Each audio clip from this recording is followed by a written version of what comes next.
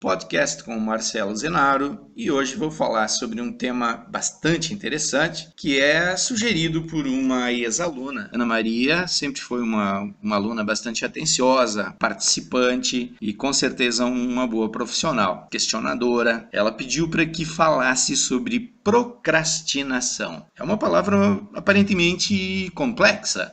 Procrastinar. O que significa procrastinar? Significa adiar, deixar para depois uma ação, deixar para depois o que você pode fazer agora. Então, mas isso irrita as pessoas, perturba, prejudica as pessoas que estão nas fases seguintes de um processo, esperando pelo seu trabalho. Muitas vezes elas têm uma expectativa e ao não verem cumprido essa sua expectativa ou a verem frustrada essa sua expectativa, acabam em nervosismo, em estresse. Procrastinar, o mesmo que aqueles 5 minutinhos a mais que a gente coloca no despertador ou no celular pela manhã, né? Quando nós queremos dormir os 5 minutinhos a mais, né? Nem parece que são 5 minutinhos, parece que foi só 30 segundos. Isso é um exemplo prático de procrastinação.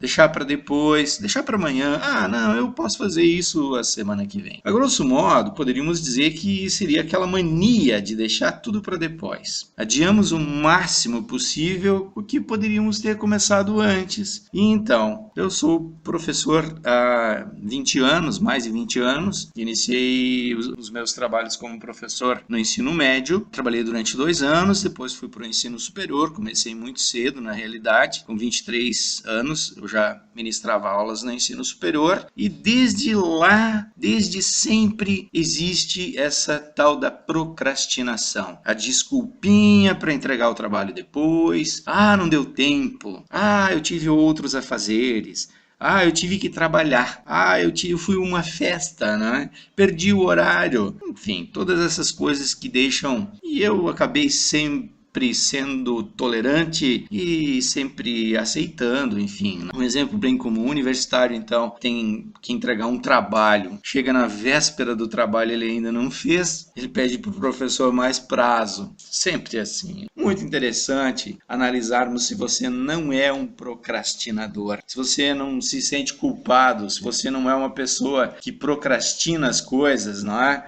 Que deixa tudo para depois. A maioria de nós começa o dia, então, já procrastinando alguma coisa, deixando de fazer alguma coisa. Olha, o importante é analisar si mesmo, verificar em quais momentos você procrastina, se você realmente é um procrastinador, que você não passe a ser um falastrão, uma pessoa que promete e não cumpre, porque aí até os seus amigos vão se afastar de você na realidade. E não há como fazer nada quando você tem um procrastinador do seu lado. Essa é a grande realidade. Então, algumas dicas que você precisa para deixar de ser um procrastinador. A primeira delas é conhecer a si mesmo, começar a prestar atenção em que momentos do dia você bate aquela preguicinha ou bate aquela tentação de deixar as coisas para depois, de não realizar aquilo que você poderia ter realizado.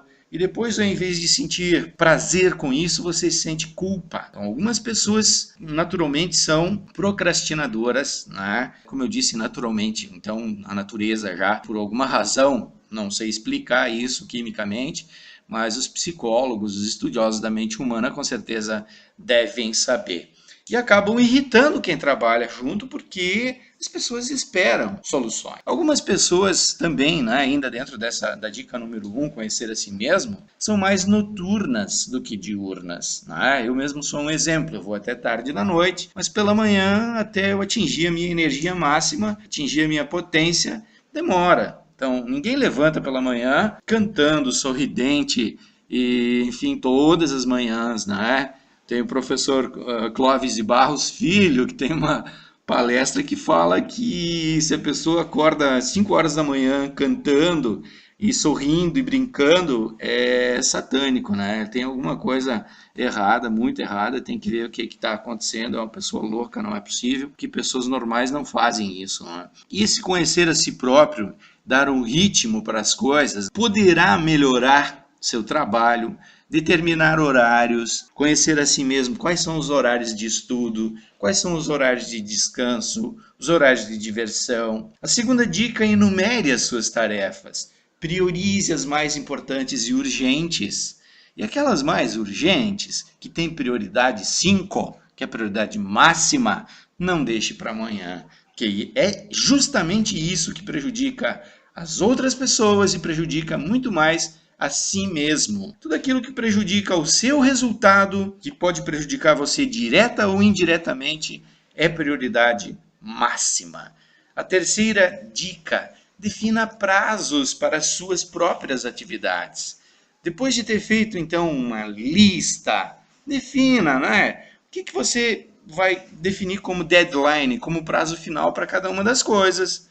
Isso funciona muito bem. Eu sou coach, dou palestras, sou estudante, né? Naturalmente agora em nível de doutorado. Vejo muito acontecer ainda a questão da procrastinação, seja de alunos, seja nas empresas, e as pessoas chegam próximo do prazo, não definiram nenhuma lista de tarefas, as coisas que têm que ser feitas imediatamente ficam para depois, irritam as pessoas das fases seguintes e não se chega, não se define e não se realiza aquilo que tem que ser realizado no tempo certo. Fique atento, fique esperto, faça a escolha certa, não é?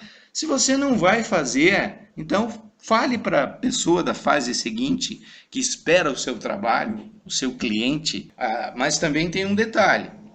Essa história de achar que as coisas têm que ser para ontem, como a gente costuma ouvir alguns chefes dizerem, não funciona. Então é preciso tomar cuidado com isso também. E a quarta dica, o que tiver que fazer, faça imediatamente.